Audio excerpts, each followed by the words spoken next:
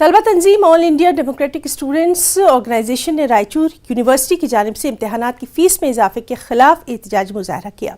اس موقع پر AIDSO کے leader پیر صاحب نے کہا کہ پہلے سے ہی طلبہ اور سرپرست کورونا اور پھر آسمان چھوتی مہنگائی سے بے حد پریشان ہیں، اور ایسی صورت میں رائچور یونیورسٹی کی طرف سے امتحانات کی فیس میں اضافہ غریب خاندانوں کے لیے ناقابل برداشت ہے۔ انہوں نے امتحانات کی فیس میں اضافے کے فیصلے کو واپس نہ لینے پر آنے والے دنوں میں اپنے احتجاج میں شدت لانے کی بھی دھمکی دی۔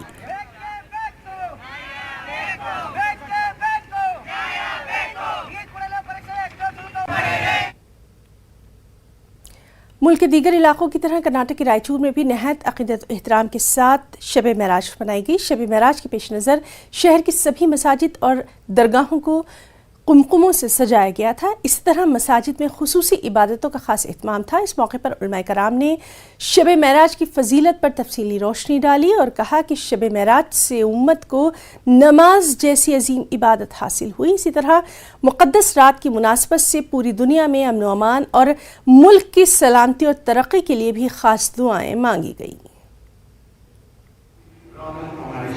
یہ مبارک شب جس میں اللہ نے ہمارے نبی محمد مصطفیٰ صلی اللہ علیہ وسلم کو آسمانوں میں بلایا، یعنی آج 27ویں شب کو ہمارے نبی ام ہانی کے گھر آرام کر رہے تھے۔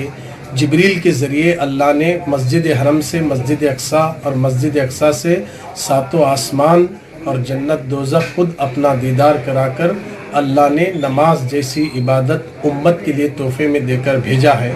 الحمدللہ ہمارے نبی آج کی رات آسمانوں سے نماز جیسا مومنوں کے لیے تحفہ لے کر آئے، اور نماز کیا ہے؟ امن و امان کا پیغام دیتی ہے۔ شب معراج کیا ہے؟ عبادت و ریاضت کرتے ہوئے رات میں پورے ملک کے لیے دعائیں کی جاتی ہیں۔ الحمدللہ آج اللہ نے ہمیں وہ رات عطا فرمائی۔